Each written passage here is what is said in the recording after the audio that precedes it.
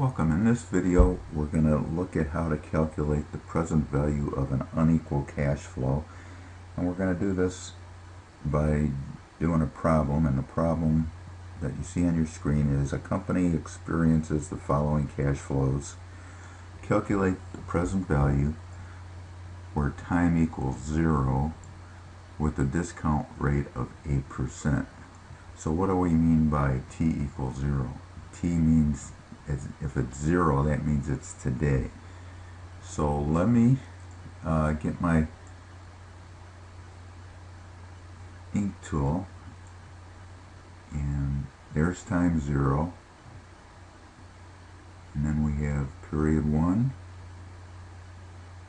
2, 3, 4, 5, and we'll go out to 6 periods. And what we want to know is the present value today of whatever we're going to put in here for these cash flows. Okay, so let's put in some cash flows. Nothing today, but let's say we have 2,000 in year 1. We have 2,500 in year 2. We have 3,000 in year 3. In year 4, let's say we have 2,800. And I'm just making up numbers. So this is 2,800. Year 5, let's say, is 0. And year 6, let's say, is a negative number. And let's use 2,800. Okay, so those are our cash flows, and we want to know what these are going to be worth today. So what we want to do is something like this.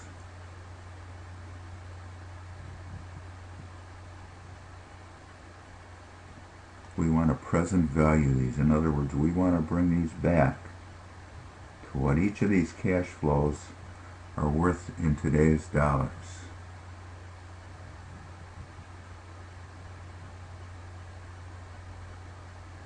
We have nothing in year 5, so we'll just go out here to year 6.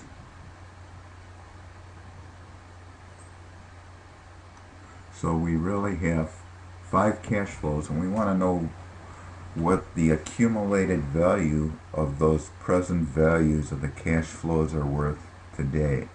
So that's how we've laid out the problems.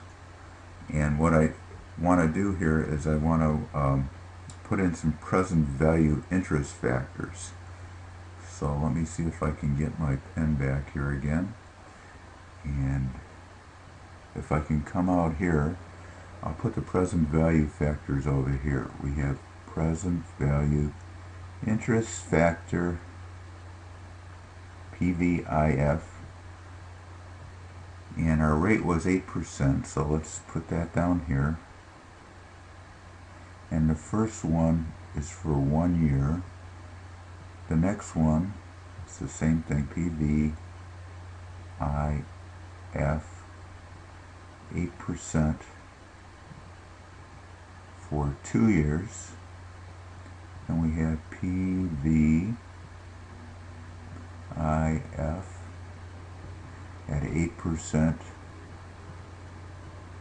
and this one's for 3 years. PVIF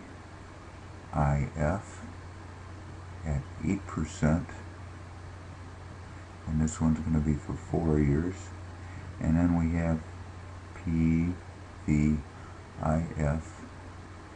8%, and this one's going to be at the end of 6 years because we have nothing in year 5.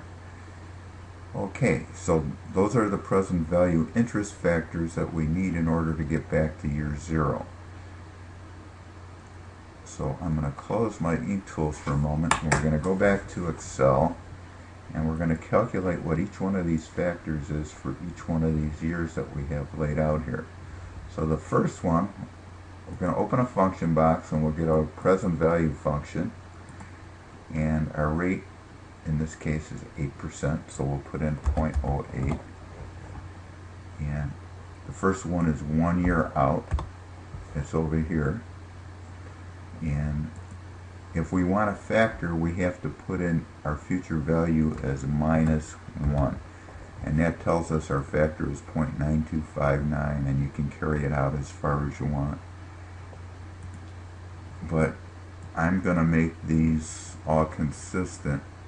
So let me format the cells so they're not dollars, they're numbers. And we'll just take them out 5 decimal places. That's pretty normal. Okay, so there's 5 decimal places. And click OK. And now we have our factor out here. And now we can come down and do our next one. And we'll get our present value function again, 0.08, which is the same for all of these. And now we're out here to year 2, and we want to bring back this amount in year 2 back to today. So we have to put in number of periods 2, and we put in a -1 because this is a factor. Okay, so we have our factor. Okay, then we have year 3. We get our present value function box open, and we can put in our rate 0.08. And in this case, we're in year 3. So we'll put in a 3 for a number of periods, put in our -1 to get our factor, which is our 0.7938 or whatever you want to round it to. We come out to year 4, we do the next one. We have our present value, put in our rate of 8%, and this one is year 4 as I just said, so we're going to put that in our number of periods, get our factor, put in -1, which is 0.7350, and our last one, we're going to skip 5 because we don't have any value in 5, so we're just going to skip over to 6, and we're going to put that in our function box for present value, and this is going to be from 6 years out. We want to know what that cash flow is worth, so that's going to give us our factor, -1. Okay, so now we have all our present value factors, and what we want to do is put in our amounts for each one of these things. So the one that's 1 year out is $2,000, so let's put that in. And these I don't want 5 decimal places, so let's fix this a little bit. Matter of fact, I'll call it currency in this case, and we're going to keep it at 2 decimals, so that should be good. Okay, so now we have $2,000 there. We have $2,500, that's 2 years out. We have $3,000, that's 3 years out. We have $2,800, that's 4 years out. And the last one is 6 years out, which in this case is a -$2,800.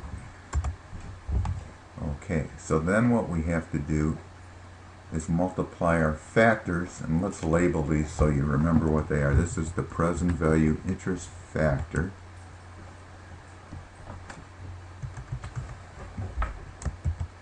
Present value interest factor. And if you want to get fancy, you can do this and go subscript, because that's what it should be. So we're going to go 8%.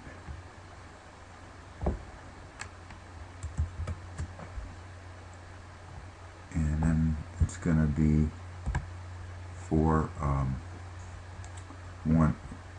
n years, or t, because that's what we used here. So let's just call this t. You call it T or N, whatever you want. Okay, I'll center that. And then this one is just our cash flows. So we can just put this in our, let's just call it CF.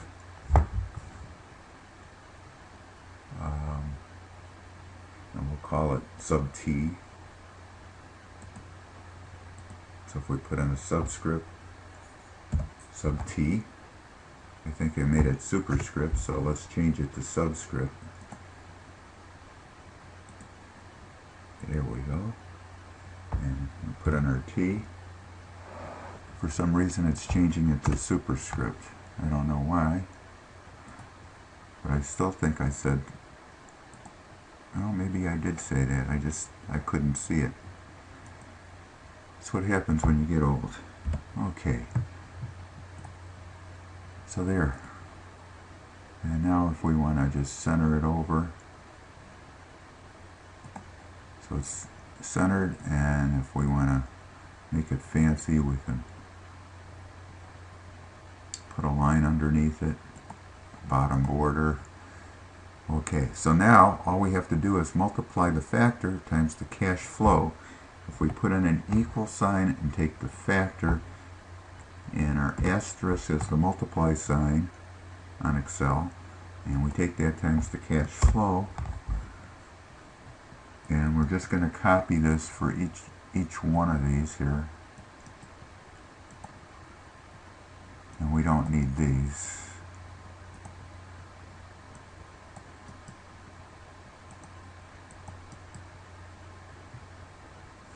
I'm going to clean this up in a second, so don't worry about the 5 decimal places just for now. So we see we have a number in it.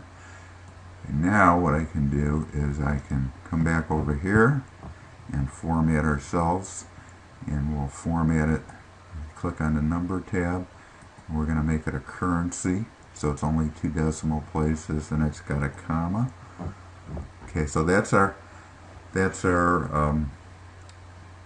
present value for each year. And what we want to do now is we just want to total these all up. So we're just going to take this here and take the auto sum function, and we'll total it, and you can see it equals $6,670.30. That's what all these are worth today. Okay, we can do this another way in Excel. I always like to check to make sure we did it right. So we're going to use net present value to check our work to make sure we did it right. Okay, and our rate is the same on all 5 of the years that had cash flows. And I'm going to slide this over so you can see what I did. Our first value was 2,000, so we'll put that in here. That's this amount right here. Maybe I could put this down here so you can see that that's year 1, or you could see it over here. Either way. The value in year 2 is 2,500. You can see it either way there. The value in year 3 is 3,000. We'll put that in. And in year 4, it's 2,800. And I think it only goes 4, but if you slide this little slider down, I think I went too far. We're at value 4. I'm trying to get to value 5. Here we go. Value 5 has 0. And then value 6 is year 6, which is minus 2,800. And if I did this right, this should be the same number that we have over here. So let's check our work. Yes, it is. So you can either use the net present value function, which is probably easier, or you can use the factors, and and this helps you understand what you did by using the net present value. And if you want to put these amounts on your timeline over here, you can go back, and if I'll put them in, but we don't have to do this. But we can get our pen tool back here, if I can find it. I don't want to close it, I want to open it. Start inking pen, okay. And then let's see if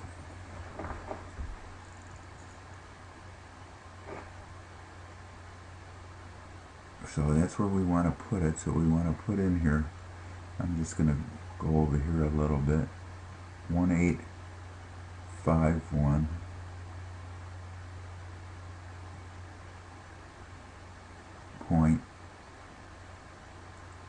.85. Year 2 is 2143.35. 35. Year 3 is 2381.50. Year 4 is 205808. 2058.08. And then year 6 was a minus 1764.47.